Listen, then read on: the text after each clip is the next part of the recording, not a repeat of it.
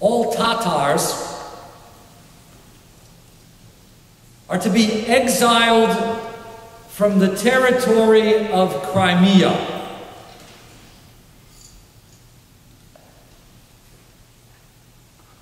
They are to be settled permanently as special settlers in regions of the Uzbek Soviet Socialist Republic.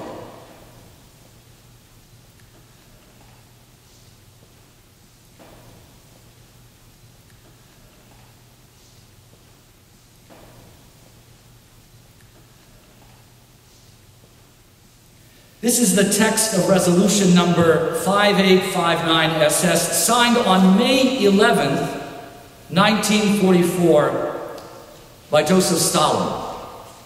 Exactly 1 week later, on May 18th, the deportation of virtually every Crimean Tatar began. Almost 200,000 people were removed in only 3 days. As one historian has noted, to this day, it remains one of the most rapid and thorough cases of ethnic cleansing in the history of humanity.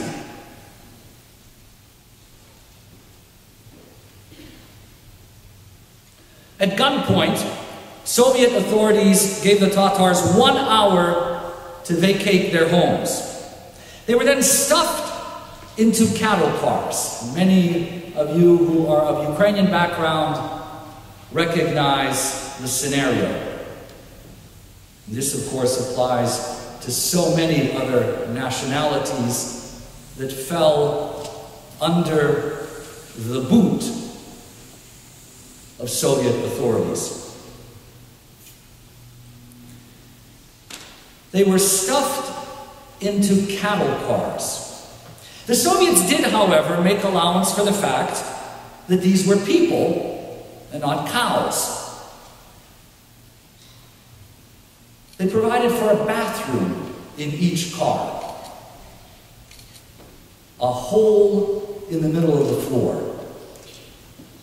Not surprisingly, approximately 7,000 Tatars died during the 3 to 4 week trek to Uzbekistan. Tens of thousands more died during the first year of exile alone. Among the deportees during that fateful 1944 was an infant of several months. His name was Mustafa Dzhemilyev. And I had been told that he would be honoring us with his presence today. I don't see him in the audience, but what I wrote, I think, can still be said here, that we are honored today to have in our midst. We can certainly say that we are honored to be able to recall his personage in our midst. For this is a survivor, or rather victor, over Soviet tyranny. And for those of you who may not be aware of all of the details of Mr. Dzhemilev's biography, I'm sure that during the book launch we'll have a chance to hear much more about this outstanding person. Mr. Dzhemilyev recently provided a suggestive account of how the Tatar community in exile received the news of the death of their benefactor, Joseph Stalin. Death that occurred in 1953. And I want to cite this account because it contains an evocative image to which I shall return later. When Stalin died in 1953, Mr. Dzhemilyev was in elementary school, obviously in exile. He writes that everyone at the school was crying, because again, those of us who know something about Soviet history know all too well. Everyone at of the school was crying, except, of course, the Crimean Tatars.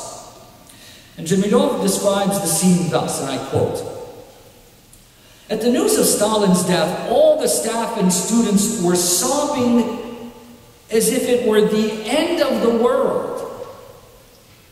I watched our school administrator weeping and thought, he must be pretending. My father had told me one thing about Stalin, yet this guy was crying like it really was the end of the world."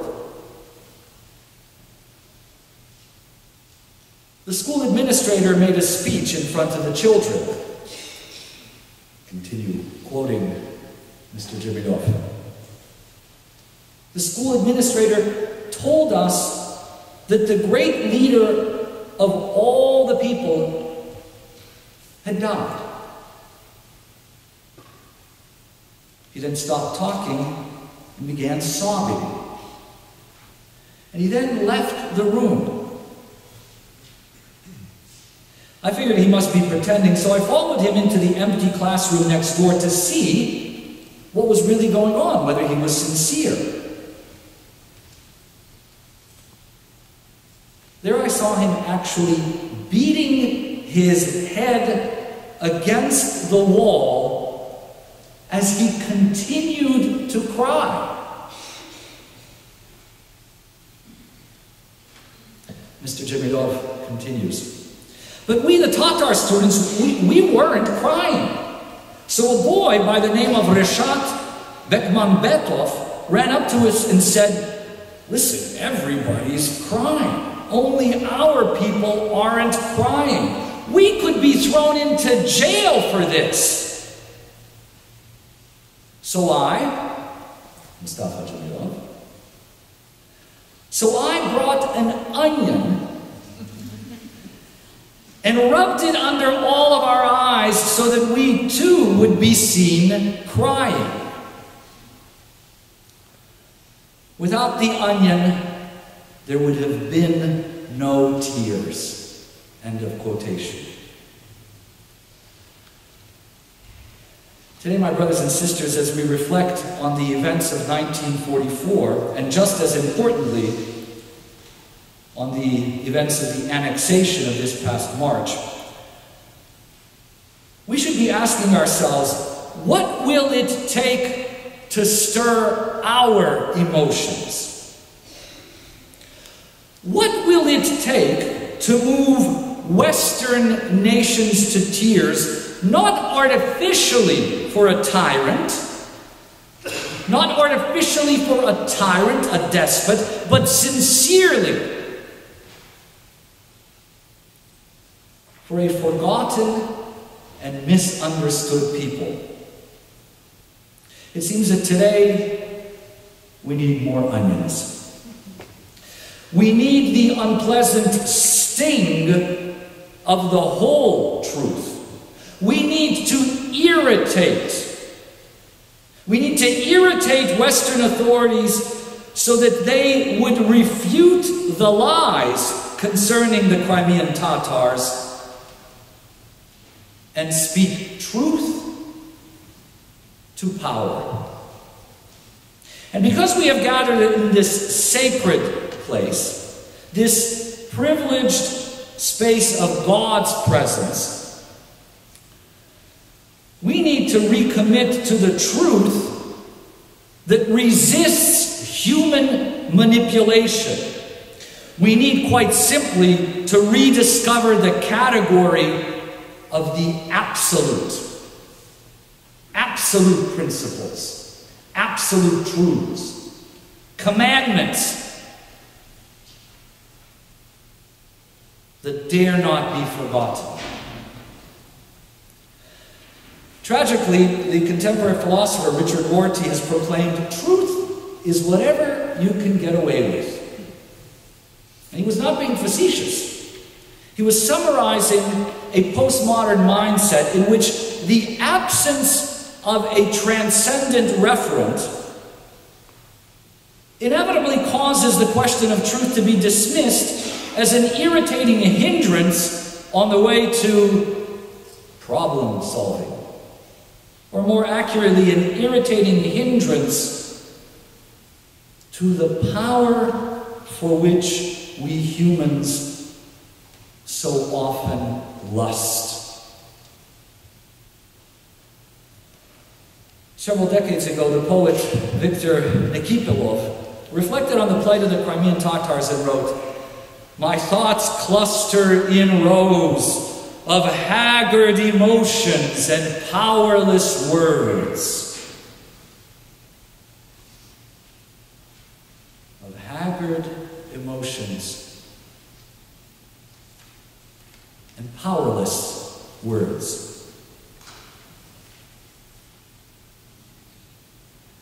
But as we reflect today on the plight of the Crimean Tatars, we need to admit the following. We need to admit that in the West, and certainly in other lands and territories and countries, we're actually capable of generating very powerful, not powerless words. We have at our disposal technologies that saturate entire populations with messages that stir them to action. The only problem is that frequently it's the wrong messages and thus the wrong actions. Neil Postman, the brilliant media analyst, has studied how we today are amusing ourselves to death. That's actually the title of his classic analysis of the modern media culture. Amusing ourselves to death. And it struck me recently, if I might just add this parenthetically, especially in this context, in some circles, even funerals today have become a form of entertainment. But in spite of my somewhat dour critique of our present cultural crisis, which prevents us in newer ways, than before from going deeper to learn the truth. In spite of my, as I say, dour critique, allow me to add a note of celebration. A celebration of the fact that today's memorial, and especially the launch of the book, This Blessed Land, really do serve to put a big dent in the big lie. And I do so with profound personal gratitude. You see, I had always presumed that as a son of Ukrainian immigrants, I possessed at least some sense of the true history of another misunderstood people, the Crimean Tatars. I had even met General Petro Hryhorenko back in the 1980s and heard him speak on 2 occasions. But it was only as I read through the book, This Blessed Land, and did some additional reading, that I realized the extent of my own ignorance and even latent bias.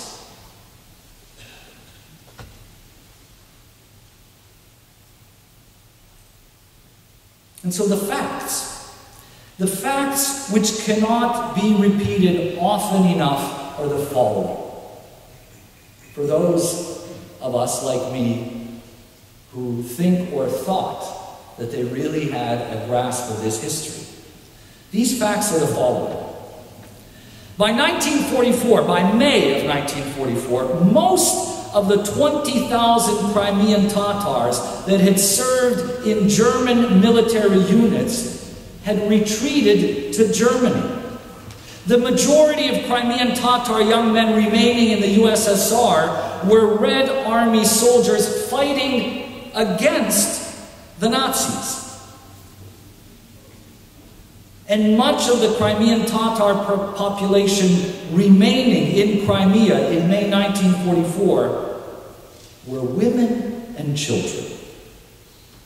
The Soviet government did not merely send suspected German collaborators and their families into exile. Instead, The Soviet government deported innocent women, children, invalids, Red Army veterans, Communist Party and Komsomol members without exception. And why?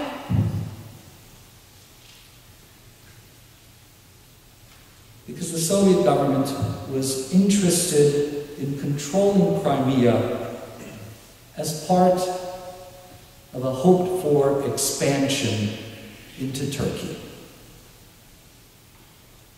It's as simple as that. We have gathered today to remember tens of thousands of people who belong to a disposable nation. As Stalin said, no people, no problem. Ironically, however, even in our information age, most Westerners have not only forgotten the Crimean Tatars, most Westerners have never even known about them to begin with. But we do not lose hope. We are not dejected. We are not forlorn. For we stand before the one who never forgets, and for whom no life is disposable from conception to natural death.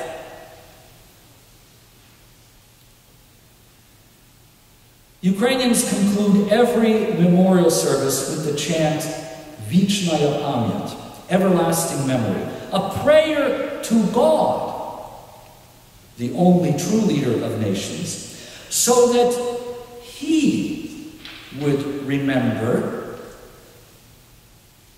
and therefore maintain among the living those who have perished.